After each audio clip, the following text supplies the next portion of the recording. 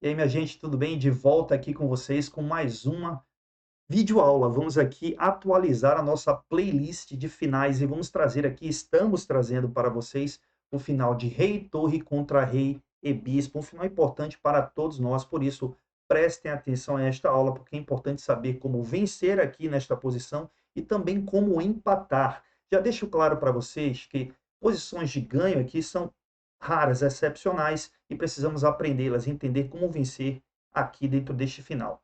O método de defesa ele é geralmente simples. O lado inferior tem que manter o seu rei em casas angulares, que possuem casas contrárias à cor do seu bispo. Ou seja, como o bispo das pretas aqui é o bispo de casas escuras ou casas pretas, então vamos manter o nosso rei em casas contrárias, em casas angulares brancas. Vocês vão perceber logo, logo o motivo. Nesta primeira posição, onde temos o rei das brancas em G6, a torre em F7, as pretas com o rei em G8 e o bispo em G3, as brancas jogam e vencem. O método de ganho das brancas é o seguinte: as brancas vão tentar afastar aqui dentro dessa posição o bispo das pretas da coluna F, da coluna G e da coluna H. E ao mesmo tempo, após essa saída, ameaçar o bispo com a torre e ao mesmo tempo cheque de torre na oitava horizontal, e aí a vitória vai estar aí acontecendo. Então, aqui nesta posição, primeiro objetivo vai ter que ser cumprido. Vamos tentar afastar o bispo aqui das três colunas citadas. O movimento será torre em F3. Atacamos o bispo. Ele vai ter aqui duas opções dentro do que já foi dito por nós. Bispo em H4 e bispo em H2. Vamos ver os dois lances. Temos aqui primeiro, para a gente ver, bispo em H4. Com o bispo em H4, vamos jogar aqui com as brancas e jogamos com torre H3 atacando o bispo. Persistimos no ataque ao bispo. Temos bispo em F2, torre em H2. E notem que agora o bispo vai se manter em G3 ou G1. Temos bispo em G3, por exemplo, torre em G2. Prestem atenção a esta posição que vocês têm agora. Notem que indiretamente a torre de G2 está atacando o rei preto que está em G8. E notem que agora aqui as pretas já não conseguem mais se manter nas colunas F e H. Motivo: a tentativa de bispo em F4 para esta posição que vocês estão vendo aqui vai ter como ataque simplesmente rei F5, cheque descoberto, torre de G2 atacando o rei, seguido de rei captura bispo. E a tentativa simplesmente de bispo em H4 vai levar aqui rei em H5 também, cheque descoberto com vitória aqui das brancas. Por isso, após torre G2, as pretas tentam, por exemplo, aqui bispo em D6 nessa posição. Notem que o bispo foi a D6 e as brancas simplesmente vão agora jogar com torre D2. Notem que torre D2 está atacando o bispo, está também ameaçando torre D8, cheque decisivo. As pretas seguem com bispo em E7, controlando a casa D8, mas após torre C8, elas já podem abandonar, já que a ameaça de torre C8 cheque.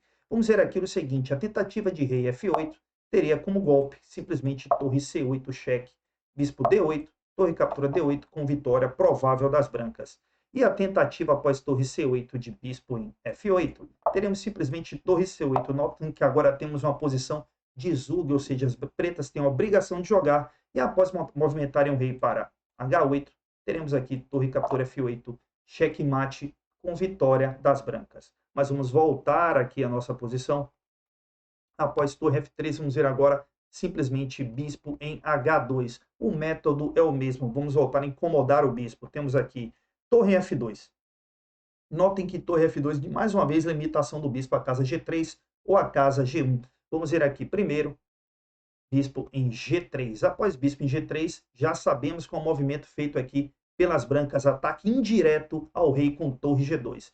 Mais uma vez, a gente já sabe que a tentativa de bispo em F4 ou H4 vai levar as pretas aqui à derrota, depois os movimentos rei F5 e rei H5 com cheque descoberto de torre que vai estar lá em G2.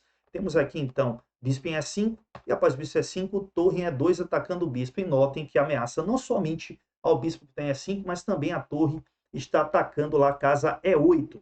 Temos aqui bispo em simplesmente D6, torre D2 é uma opção, mas também teríamos a simples opção de jogar aqui na posição torre E8 cheque, bispo F8 e simplesmente torre C8, passando a vez para nosso adversário, e após rei H8, torre captura F8 com vitória. Vamos voltar à posição, vamos ver o máximo possível de ideias aqui. Torre em F3, bispo em H2, como a gente já, perdão, bispo em H2, como a gente já viu. Torre em F2 atacando o bispo. A gente acabou de ver bispo em G3. Vamos ver agora bispo em G1 na posição. Após bispo em G1, mais uma vez, torre G2, forçando o afastamento do bispo das colunas F, G e H. E agora, quando temos bispo em C5, por exemplo, para resistir, vamos seguir com torre C2 atacando o bispo, bispo em F8, e finalmente torre C8, como vocês já sabem, posição de Zug. Mais uma vez as pretas jogam rei H8. Teremos aqui torre captura F8, checkmate.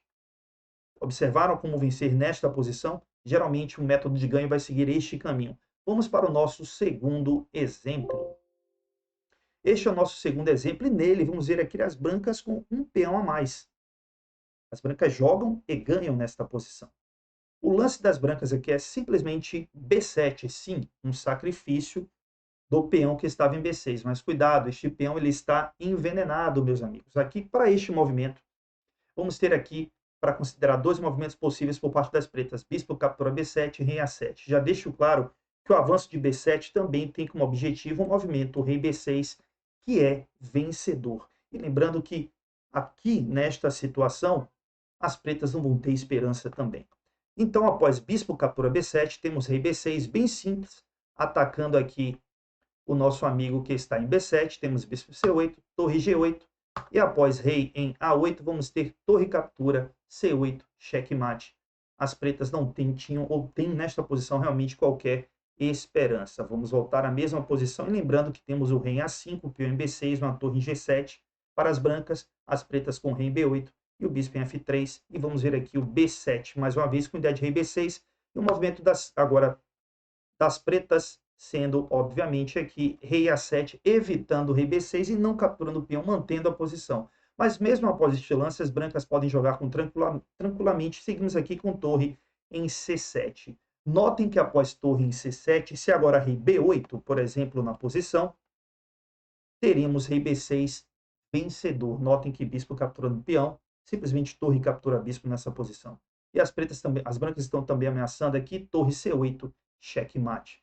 Então, torre C7, bispo em D5, aguardando aqui os acontecimentos na posição, mas justamente agora vamos ter aqui o movimento B8 igual a dama, cheque, rei captura B8, rei B6. E após esta posição, notem que as pretas estão correndo sérios riscos, as brancas já estão ameaçando aqui, torre D7 atacando o bispo, ameaçando o mate em D8. Por isso, as pretas seguem o método do primeiro exemplo, se escondem aqui para ocupar três colunas, coluna C, B e A, no caso anterior, F, G e H. Então vamos seguir o mesmo plano do método anterior. Vamos atacar este bispo. Torre C3, bispo em A2, torre simplesmente em C2, deixando apenas a opção da coluna B para o bispo, bispo em B1, torre em B2, ataque indireto da torre ao rei que está lá na casa, como vocês sabem, em B8. Temos aqui bispo em E4, torre ataca bispo em E2, bispo em G6 controlando a casa E8, que seria a casa de ataque por parte da torre. Temos torre em G2, bispo em F7 e finalmente temos aqui torre em C7, bispo em A8 e após bispo em A8 teríamos simplesmente torre em F8. E vocês poderiam me perguntar, no lugar de bispo em A8, se fosse jogado bispo em A6, teríamos simplesmente torre cheque em F8, bispo em C8, um simples lance de torre. Temos uma posição de Zug, o rei preto iria a casa 8 e teremos a captura de torre por C8, checkmate com vitória das brancas. Espero que vocês tenham entendido o método. Notem que vocês viram este método primeiro na ala do rei, no primeiro exemplo, e agora na ala da dama, seguindo a mesma ideia. Vamos para o nosso terceiro exemplo. Este terceiro exemplo ele vai esclarecer o motivo que precisamos, sendo o lado defensor, manter o nosso rei numa casa angular contrária à cor do nosso bispo. Por exemplo, temos esta posição onde as pretas têm um rei em H8, o bispo em C4, as brancas um rei em H6 e a torre lá em D7. E as brancas aqui jogam o movimento torre D8 cheque. Quando mantemos o nosso rei na casa de cor contrária do bispo, estamos cedendo uma casa importante para ele, a casa G8, onde ele vai proteger o rei do ataque de torre. E notem que nesta posição, se as brancas jogam, por exemplo, com rei G6, temos afogamento. E se as brancas mantêm o seu rei, simplesmente, a torre, na oitava horizontal, temos ainda a posição de afogamento. Então, por isso precisamos manter o nosso rei numa casa de cor contrária, angular contrária à cor do bispo, pois após o cheque de torre na oitava, podemos cobrir este cheque com o nosso bispo. Mas vamos aqui, desta posição, tentar insistir um pouco mais com as brancas com o movimento, por exemplo, aqui na posição, torre em H7 cheque. Teríamos rei G8, torre atacando o bispo, com aquelas ideias que nós já vimos, atacar o bispo nessa mate na oitava. A grande diferença é que o rei não está em G6 nesta posição.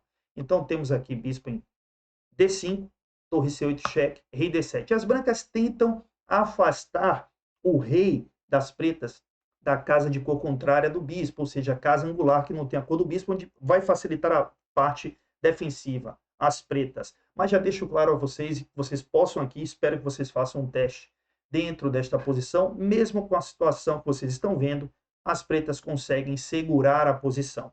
Uma das ideias das pretas pode ser simplesmente jogar com rei A6, rei D4, rei A5, perdão, rei D4, rei C3, enfim, tentar levar o seu rei para o lado justamente oposto aqui, ou seja, a outra casa angular, ou, dependendo da situação aqui das brancas, manter o seu rei nas proximidades da casa H8.